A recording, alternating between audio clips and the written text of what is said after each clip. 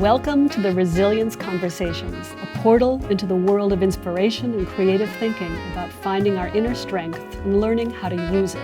I'm Rondi Charleston, and I'm so excited to share some practical, helpful, and in some cases, mind-boggling insight from some of today's most highly respected thinkers, leaders, and artists. I hope you'll join me in this fascinating series about learning and cultivating the essential qualities of resilience.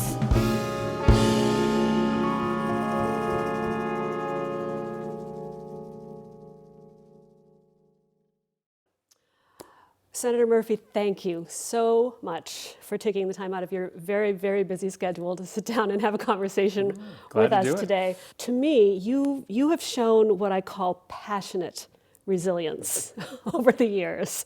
You have chosen deeply important issues to champion, and you've been dogged in your fight to win, once even filibustering on the Senate floor for 15 straight hours. Tell me, where do you get your resilience? My mother gave me a little engraved stone when I first started getting interested in politics and government, and I try to remember what it said, but to paraphrase, it said, real leaders are ordinary people with extraordinary determination. And I sort of take it as maybe a backhanded compliment that she was telling her son that I was ordinary, but that if I just tried really hard, I didn't have to be. That thought has never left my side. The idea that you can make up for a lot of personal deficiencies if you just try harder than everybody else, if you never give up. And I think I've brought that with me to every fight that I've engaged in, whether it was an election or whether it was an issue. But I'm also a student of history. I love history. I read history. I studied it. And what I know is that now that I'm part of a social change movement, and that's what I think about when I think about the anti-gun violence movement, the great social change movements that we read about in our history books, they aren't the ones that succeeded right off the bat, right? They're the ones that were met with failure after failure after failure. And the ones that are in the history books are the social change movements that never gave up. And so my sense of history tells me that if I want to be part of something meaningful, then you have to live with failure before you eventually get success. And what do you tell yourself when you wake up in the morning and you've had, failure after failure with the gun lobbyists? What do you say to yourself to keep going? Well, I mean, this is such a deeply personal issue for me, having gone through the experience at Sandy Hook, having gotten to know those families. Many of them are deep, close friends of mine. I feel like I have a personal sense of obligation to those families in Sandy Hook, and that I'll be a failure as a politician if I don't deliver something meaningful to them, to this small group of individuals that I've gotten to know. And so my commitment to this issue is, of course, to the broad swath of people who are affected by gun violence, but it's also very much about a small group of individuals in Sandy Hook who I feel like I have to deliver for. And so when I'm not getting there, when I feel like I've gone backwards after a long day instead of forwards, I just remind myself that I can't give up until I have something to tell them about the progress that we've made. And we're not there yet, but I'm determined to get there.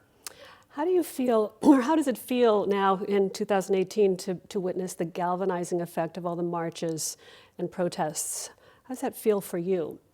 I mean, listen, it feels tragic and wonderful at the same time. I mean, I hate the idea that Americans have to rise up in this level of volume in order to protect democracy. I wish it was something that we could take for granted, but we can't. And so, as has happened at many times before in U.S. history, people are coming out to the streets. What I worry about is that there are lots of people that are out there protesting, but there are also a lot of people who aren't, right? You are just seeing the tip of the iceberg. Most of America is still just trying to grind through their daily life, trying to survive. And resiliency for those people comes through giving them pathways to economically bounce up from the place that they are today. And I worry that we're still not having that conversation about real opportunity for higher education and job training, real opportunity to attack childhood trauma, all of the things that weigh you down. are still there. And while the country is, maybe rising up to protect democracy and pushing back against a president who presents new and unique threats, you've actually got to hand people some real economic tools that they don't have right now. Absolutely. So I watched the press conference at the White House in February after Parkland, and you were seated like 2 seats down from the president. And we all listened as the president miraculously called for common sense gun controls and eliminating bumper stocks and setting age limits and doing background checks. And then the next day, the NRA came in and he completely walked it all back. And that meeting wasn't televised. Right. So what was that like for you? How do you retain your resilience in the face of that kind of insanity? Well, it's easy in a sense because I just didn't believe what I was hearing in that meeting. And so, at the beginning of it, probably not caught on tape, the president draws me close and, gives me one of his patented handshakes and says, "We're going to take care of this, Chris. We're going to take care of this." And I knew that not to be the case. I knew that he wasn't in a position to deliver on the things that he then committed himself to. I begged him to when it was time to speak. I told him that if he was sincere, he could bring the Republicans to the table, but only he could bring them to the table. Without his leadership, Republicans were going to stick close to the NRA. But I knew that he had overpromised, and though I didn't know the NRA was going to be there the next morning, I knew that they'd be visiting him soon enough. On this issue, we have to bring this question to the people. We're not going to have a miraculous conversion of people who disagree with us until they actually feel that they are going to pay a political price for voting against 97% of their constituents.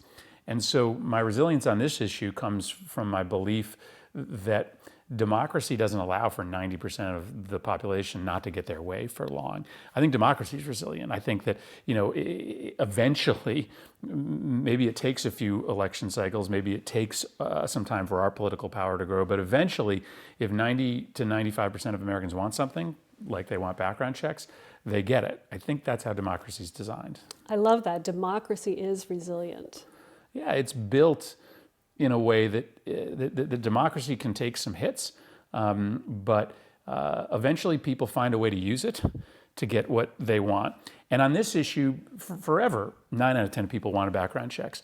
And yet people continue to get elected who are against background checks. Well, why is that? It's because people who were for background checks sort of didn't understand how to make sure that this issue rose to the top of the heap of those that voters are considering when they go to the polls. We've figured out how to do that in the last 4 or 5 years. Exit polls are telling us that gun violence is now at the top of voters' lists rather than the middle or the bottom. And democracy and all the tools it gives you allowed us to figure out a way to make sure that this issue had a position of prominence, guns had a position of prominence in a way that it didn't 5 or 10 years ago. So is there a message that you'd like to get out to people?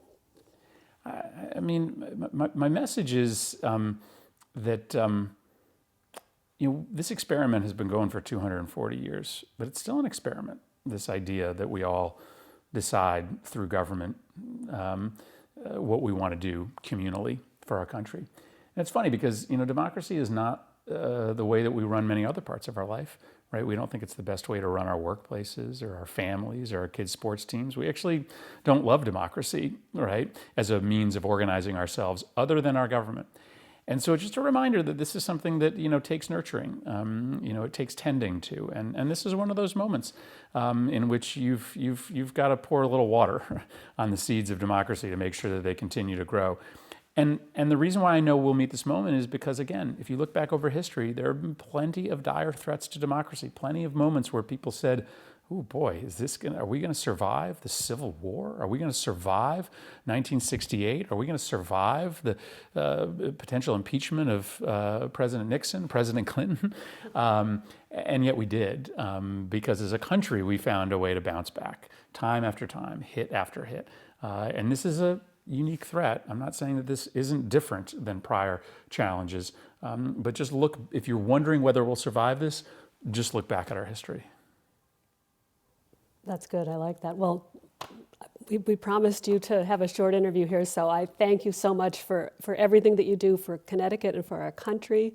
You're a voice of reason and sanity and moral leadership. Well, thank you for what you're doing to shed light on this topic, because we're all asking ourselves questions, and we all, I think, are looking to others to model for us, how we can be truly resilient, how we can rise above these times. And so the idea that we get to all share some of our best practices, probably is it lifts all boats at a moment when we need it. Lifts all boats. I love that. Thank you so much. Thank you. Great.